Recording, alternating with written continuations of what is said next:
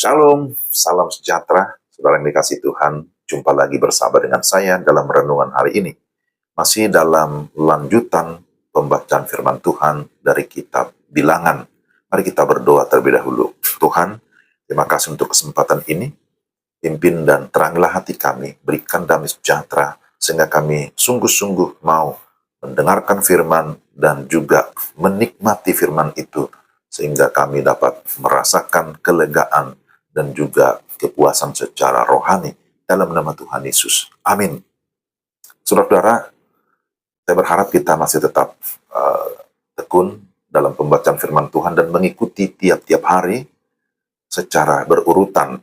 Kali ini kita akan membaca Bilangan pasal 10 ayat 1 dan 2. Bilangan pasal 10 ayat 1 dan 2. Tuhan berfirman kepada Musa, buatlah 2 nafiri dari perak. Dari perak tempaan harus kau buat itu, supaya dipergunakan untuk memanggil umat Israel dan untuk menyuruh laskar-laskarnya berangkat. Tema renungan kita, siap mengikut Tuhan. Saudara-saudara yang terkasih dalam Tuhan Yesus Kristus, setiap orang percaya dipanggil untuk berjalan dalam rencana Tuhan. Dalam Bilangan 10, Tuhan memerintahkan Musa untuk membuat 2 nafiri dari perak sebagai alat komunikasi kepada umat Israel. Melalui nafiri ini, Tuhan memberi perintah untuk berkumpul, untuk bergerak, dan juga berperang. Ini mengajarkan kita tentang kesiapan dalam mengikuti panggilan Tuhan. Pertama, Tuhan memberikan tanda dan petunjuk. Kalau kita memperhatikan ayat 1-10, Tuhan memerintahkan Musa membuat 2 nafiri perak sebagai alat komunikasi. Nafiri digunakan untuk memanggil umat berkumpul, memberi tanda untuk bergerak, dan sebagai seruan di dalam peperangan. Hal ini menunjukkan bahwa Tuhan selalu menyediakan petunjuk yang jelas bagi umatnya. Bagi kita saat ini, Tuhan tetap masih berbicara kepada kita melalui firman-Nya, melalui pimpinan Roh Kudus, dan tentu kita pun harus senantiasa berdoa, membangun komunikasi secara pribadi dengan Tuhan, sehingga kita semakin memiliki kepekaan akan suara Tuhan. Yang kedua, saat Tuhan memerintahkan kita harus bergerak, kita harus melakukan apa yang Tuhan perintahkan. Ketika awan Tuhan terangkat, bangsa Israel segera berangkat sesuai dengan perintah dari Tuhan. Mereka berbaris sesuai dengan susunan yang sudah Tuhan tetapkan, yaitu suku demi suku dengan para pemimpin mereka. Hal ini mengajarkan ketaatan dan kesiapan di dalam mengikuti tuntunan ataupun arah yang Tuhan sudah aturkan. Yang ketiga, pentingnya saling mendukung dalam perjalanan iman.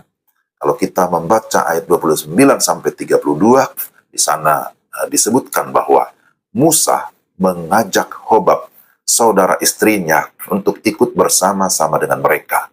Musa tahu bahwa Hobab memiliki pengalaman dalam perjalanan di padang gurun.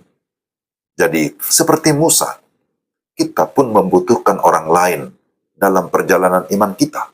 Oleh karena itu, jangan berjalan sendiri dalam iman, tetapi bangunlah komunitas yang saling mendukung satu dengan yang lain. Kita memerlukan persekutuan, kita memerlukan komunitas di mana kita bisa saling berbagi, saling mendoakan, saling membangun satu dengan yang lain. Dan yang keempat, Tuhan adalah pelindung di perjalanan hidup. Ketika umat Israel bergerak, mereka dipimpin oleh tabut perjanjian Tuhan. Lalu kemudian Musa berdoa, meminta Tuhan untuk mengalahkan musuh-musuh mereka, dan Tuhan menyertai perjalanan mereka. Artinya bahwa tanpa Tuhan, kita tidak bisa berjalan dengan aman. Tapi bersama dengan Tuhan, kita percaya kita akan bisa sampai ke tujuan. Saudara-saudara, apakah kita sudah menyerahkan perjalanan hidup kita kepada Tuhan? Sesungguhnya, Tuhan selalu memberi tanda dan petunjuk kepada umatnya. Hanya butuh kepekaan ketika Tuhan memerintahkan. Kita harus siap untuk bergerak. Dan dalam perjalanan iman, Kita membutuhkan dukungan dari sesama orang percaya agar saling membangun dan sama-sama bergerak sesuai dengan kehendak Tuhan dan memenuhi tujuannya. Mari kita belajar peka mendengarkan suara Tuhan, siap bergerak dalam ketaatan, membangun komunitas iman, dan mengandalkan Tuhan dalam segala hal. Mari kita berdoa. Tuhan, terima kasih untuk firman-Mu. Kiranya Roh Kudus menolong kami, memampukan kami, untuk kami dapat melakukan firman-Mu itu di dalam kehidupan kami. Kami menjadi pribadi-pribadi yang sungguh-sungguh mau mengikut Tuhan di dalam segala ketaatan, di dalam segala kerendahan hati, mau dipimpin, mau diarahkan oleh Tuhan. Terpujilah nama-Mu. Kami sungguh bersyukur di dalam nama Yesus Kristus Tuhan kami. Amin. Sampai di sini renungan kita hari ini. Kiranya Tuhan memberkati Bapak, Ibu, dan Saudara sekalian. Selamat berakhir pekan. Tuhan memberkati. Salam.